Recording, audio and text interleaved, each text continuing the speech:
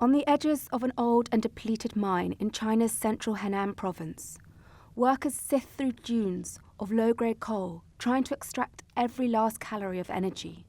The surplus coal is of low quality, but local residents say they can sell it to small businesses. These are inferior coals which can be sold. I burn it and let it cool down. Then I can sell it to a brick factory, which burns them to make bricks. An unexpected supply crunch in China has pushed coal prices up to record levels and given the industry a new short-term lease of life. But it has come too late for old coal regions like this one in Pingdingshan, where production has been limited. After a century of mining that has polluted water supplies and scarred the landscape, the region barely has any more coal to give.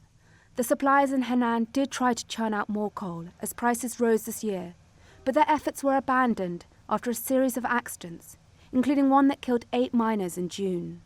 Elsewhere in the northern region of Inner Mongolia, output has increased by 420,000 tons since the beginning of October.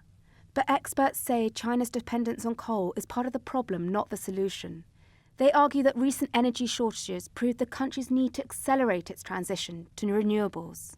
Li Shou is a policy advisor at Greenpeace China. The root cause of this crisis is exactly heavy addiction. So if there is a longer-term vision in the energy planning in the Chinese context, that should propel the country to move away from its consumption to enhance energy efficiency measures.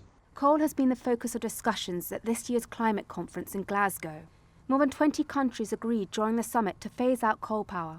Together, we set out our support. On Wednesday, China made its own pledge alongside the US to ramp up cooperation tackling climate change, including phasing out coal, reducing methane emissions, and protecting forests.